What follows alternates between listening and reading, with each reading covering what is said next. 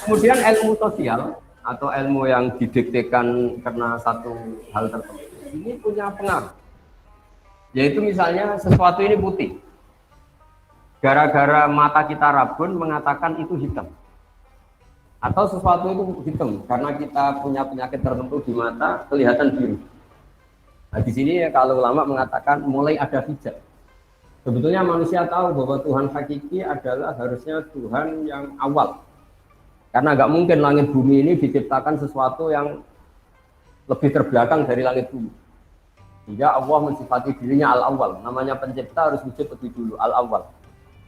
Karena langit bumi ini adalah wujud, punya eksistensi, maka penciptanya harus lebih punya eksistensi. Kalau dalam bahasa pesantren disebut wajibul wujud. Kalau yang diciptakan saja ada, maka yang menciptakan pasti ada. Jika alam raya ini tidak dimulai dari nihilisme, ketiadaan, tapi dimulai dari yang ada. Yang ada ini oleh kita, zaman kita kecil ngaji, ujian wujud hitam bakar. Karena eksistensi pertama seorang pencipta adalah harus wujud, harus punya eksistensi. Ini juga ada yang menekuni sendiri, namanya ilmuwan-ilmuwan tauhid. Menekuni satu kebenaran absolut yang tidak boleh terdikte oleh ilmu-ilmu sosial. Tapi pertanyaannya adalah, apapun absolutismenya kebenaran ini, manusia itu punya sisi keterbatasan.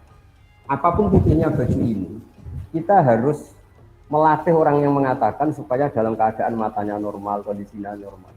Karena nggak ada artinya ini secara objektif putih, kemudian yang melihat tidak normal karena matanya normal.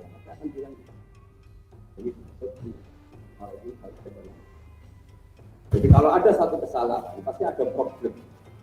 Nah hakikat dari alam raya ini tidak al-haqqu wa ma yubdi'ul batilu wa ma yu'id. Sekali hak itu datang, maka satu kesalahan ini pasti ada. Jika dalam awal surat Kahfi dijelaskan, mereka berkomentar tentang Tuhan seperti ini.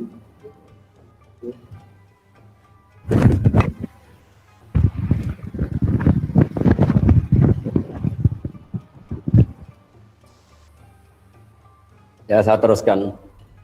Jadi para intelektual ya atau para ilmuwan penjaga kebenaran yang absolut itu adalah cara berpikir bahwa eksistensi kebenaran absolut itu tidak boleh terganggu oleh status sosial. Sehingga seperti yang saya analogikan tadi, orang akan bilang 1 tambah 1 itu pasti 2. Itu tidak dosen, tidak rektor, tidak orang fasik, tidak orang soleh, tidak koruptor, tidak KPK. Karena untuk mengatakan kebenaran yang absolut tidak butuh kesalehan. Siapa saja sah.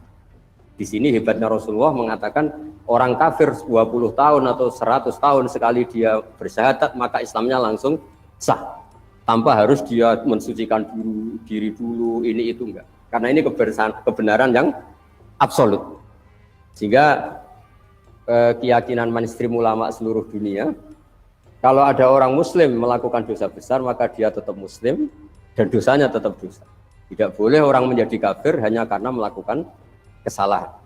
Sama, kita selalu warga Indonesia karena berKTP Indonesia, berstatus Indonesia, meskipun kita koruptor, tetap kita warga Indonesia. Nah, mulai benar-benar keluar warga Indonesia kalau kita merubah jati diri kita, KTP kita, paspor kita. Sama, kita menjadi kafir kalau sudah merubah Tuhan kita. Dari Tuhan Allah menjadi Tuhan apa, itu benar-benar menjadi kafir. Tapi selagi kita cara bertauhid adalah la ilaha illallah Muhammadur Rasulullah, maka imannya sah. Nah, kemudian yang kedua menyangkut sosial. Tapi dalam mengawal keimanan ini, nggak semudah itu tadi. Kita tidak mudah melatih orang mengatakan baju ini putih, tanpa dia punya perangkat, matanya sehat, kondisinya cerah. Karena untuk mengatakan putih itu butuh kesaksian bahwa itu putih. Dan bisa mengatakan itu putih kalau matanya normal tanpa ada penyakit. Nah, di sini ini terus ada gerakan ulama melawan hijab. Makanya di juz amma itu, di awal-awal kita ngaji juz amma yang masih juz 30 itu, kalau mengistilahkan orang-orang kafir, kalla innahum ar-rabbihim yauma idzin lamahjubun.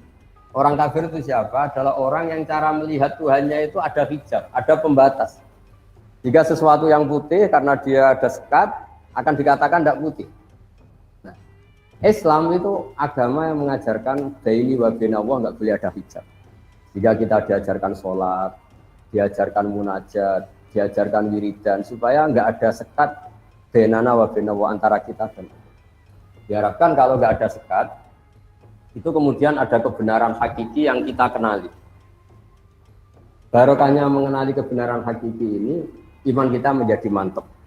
Nah, kalau sudah mantap, itu yang istilahnya Allah dijelaskan, yusabbitu Allahu alladziina aamanu bil qawli tsabiti fil hayatid dunya fil akhirah. Bahwa orang mukmin akan ditetapkan imannya sebagaimana iman itu sendiri adalah al-qauli tsabit. Memang satu statement atau satu status atau satu fakta yang nyata.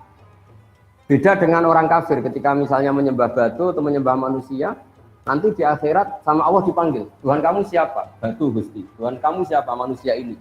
Mana itu? Setelah dipertontonkan ternyata mereka ada siapa-siapa. Ini yang disebut mereka didatangkan bersama Tuhan-Tuhan yang mereka sembah. Wadalla anhum ma kanu yaftarun. Kemudian ini semua nggak ada guna. Sebagai mukaddimah, saya memang orang yang sangat fanatik supaya umat Islam berpikir tauhid secara benar. Dan itu penting sekali karena semua nabi kalau mengistilahkan dirinya itu qul inni ala bayyinatin mir rabbi. Syarat iman itu harus melihat kebenaran itu, orang Jawa itu cetha welo-welo, harus sejelas-jelasnya. Kenapa kita pertama mensifati Tuhan itu wujud misalnya? Karena alam raya ini terlanjur wujud, punya eksistensi. Kan nggak mungkin sesuatu yang wujud kemudian penciptanya sendiri tidak wujud. Itu nggak ketemu akal. Pakai fayakunul adamu yakhluqu mawjudan. Bagaimana sesuatu yang nggak ada, yang harusnya nggak bisa jadi faktor, kemudian menyebabkan sesuatu yang ada. Oh kalau gitu alam raya ini penciptanya atau Tuhannya siapa? Ya sifati saja zat yang wujud. Akhirnya kita nyifati wujud. Berhubung pencipta tentu wujudnya lebih dulu. Akhirnya kita sifati qadim atau awal. Wujud idam atau kidam. Idam, qadim, awal. Masa pencipta kalah dulu sama yang diciptakan. Kemudian karena pencipta ini super, mesti nggak ada yang mengalahkan. Lalu kita sifati bako atau akhir, nggak akan punah. Wujud, idam, bako. Terus mukhalafatul lil hawadisi. Karena pencipta adalah tidak makhluk, makhluk tidak pencipta, maka semua apa-apanya harus berbeda. Maka kita sebut mukhalafatul lil hawadisi, atau kalau dalam bahasa Quran disebut al-qayyum. Zat yang berdiri sendiri. Sehingga kalau kita di antara doa Nabi katanya ada ayat yang langsung saya ambil dari aras, yaitu ayat kursi Allahu la ilaha illa huwal hayyul qayyum. Zat yang eksistensinya tidak butuh yang lain. Beda dengan kita. Kalau dalam ilmu tasawuf, apapun hebatnya kita, meskipun kita penguasa dunia sekalipun, itu kalau dalam ilmu tasawuf nggak makan lemes.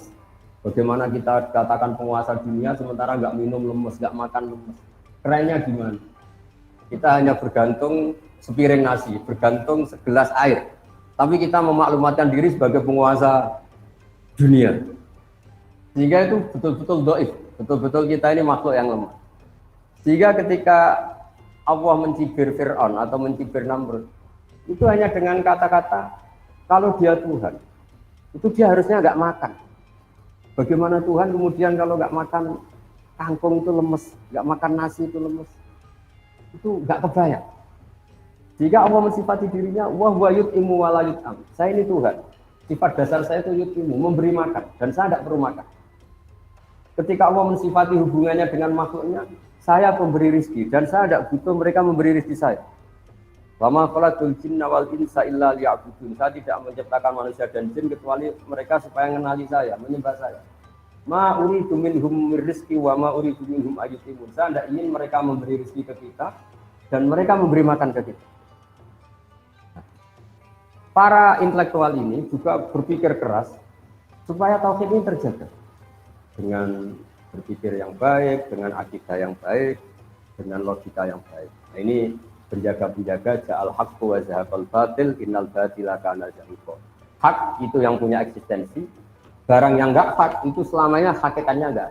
Pemeluknya banyak, pengikutnya banyak, tapi hakikatnya enggak pernah. Karena yang dikatakan hakikat adalah sesuatu yang punya eksistensi absolut. Jika misalnya hakikat Tuhan ya tetap satu, hakikat Tuhan ya hanya Allah, bukan Lata, bukan Hubal, bukan dan sebagainya. Sehingga kalau ada kalimat yang salah, itu yang ada itu yang mengatakan, bukan kalimat itu. Kalimat sendiri itu tidak punya konklusi apa-apa, karena memang nyatanya nggak ada. Makanya kata Allah, kaburat kalimatan takhruju min afwahihi. Itu menjadi kalimat, menjadi kata-kata karena diucapkan oleh lisan, tapi tidak menunjuk hakikat. Jadi misalnya saya mengatakan baju saya ini hitam, itu menjadi kata-kata yang saya ucapkan, tapi tidak menjadi kalimat yang menunjukkan kebenaran, karena itu salah. Jika kalau kalimat yang salah itu istilah Tuhan, itu kalimat yang menjadi kata-kata karena keluar dari mulut. Yang benar adalah al-ismu ya dulu alal musamma. Kalau sudah menjadi kalimat, misalnya ini saya katakan jam, ya memang benar-benar jam. Kalau ini saya katakan pulpen, harus benar-benar pulpen. Yang namanya al-ismu harus ya dulu alal musamma. Namanya penamaan harus sesuai hakikat yang dinamai. Hingga ini pentingnya. Kenapa Nabi Adam pertama diajari nama? Wa 'allama Adam al-asma. Karena nanti kesalahan dunia adalah kesalahan memberi nama. Jika banyak orang kafir Quraisy menyembah Hubal, Lata, Uzza karena memberi nama ini, wah ini penguasa, ini pemberi. Nah, sehingga semua nabi mengatakan pada kaumnya, in hiya illa asma'un sammaitumuha antum wa abaukum ma anzalallahu biha min sultan. Itu gara-gara Anda salah memberi nama, sehingga kemudian Anda meniwa-niwakan seperti itu. Coba kalau dari dulu batu-batu itu dikatakan batu yang dipahat, batu yang dipecah, batu yang diukir, tentu ini nggak sakral. Tapi gara-gara ini dikatakan ini Tuhan. Kalau kamu tidak memberi sesaji maka kamu akan kena gini. Terus kayak dia mana gitu. Ya ini penting saya utarakan supaya tanggung jawab intelektual kita dalam dakwah Islam. Pertama adalah kebenaran tauhid, kebenaran absolut. Iqra' bismi rabbikal ladzi khalaq, khalaqal insana min 'alaq. Terus terakhir ini saya masih punya waktu mungkin 10 menit untuk mengawal kebenaran absolut itu juga dibutuhkan ilmu yang namanya tasawuf. Ilmu tasawuf itu ilmu yang seseorang itu disuruh berpikir objektif.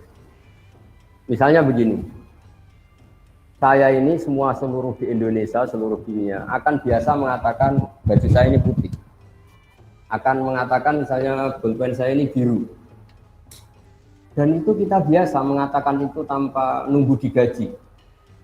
Saya tidak perlu seperti ini. Saya akan mengatakan ini putih kalau saya dibayar 1 juta. Biasa kita ikhlas mengatakan baju ini putih tanpa ada yang bayar 1 juta. Nah, kalau kita biasa ikhlas mengatakan baju itu putih tanpa harus dibayar 1 juta, kenapa kita mengatakan Allah Tuhan harus dibayar dengan surga? Nah ini terus orang-orang tasawuf bikin punya gugatannya sendiri. Kita terbiasa mengatakan hakikat ini tanpa presentasi ingin digaji. Kita biasa mengatakan kalau baju saya ini putih, kalau air itu menyegarkan. Beratus-ratus kali, mungkin berpuluh-puluh tahun kita mengatakan kebenaran itu tanpa ingin digaji. Kita mengatakan matahari itu panas, tanpa ada yang gaji, dan kita ikhlas. Tapi kenapa ketika kita mengatakan Tuhan itu Allah dan Allah itu Tuhan, harus digaji dengan surga? Nah itu terus kemudian orang-orang tasawuf punya riwayatnya sendiri. Ketika Allah gojlok sama orang-orang soleh, masyhur itu hadis qudsi. Ada orang-orang soleh ditanya sama Allah, kamu menyembah saya karena apa? Ya karena saya ingin masuk surga ya Allah. Yang satu ditanya, kamu menyembah saya karena apa? Karena saya takut masuk neraka ya Allah. Kata Allah, laulam akhluk jannatan wala naron alam akun ahlan an uto'a. Saya ini Tuhan, berarti kalau saya tidak menciptakan surga, saya tidak menciptakan neraka, terus saya tidak layak ditaati. Nah, terus akhirnya ya tetap harus ditaati ya sudah, berarti karena saya. Nah ini terus ke hakikat. Ya naif kita tadi, kalau kita mengatakan baju ini putih nggak digaji kita mau. Kenapa untuk mengatakan Allah Tuhan harus nunggu digaji?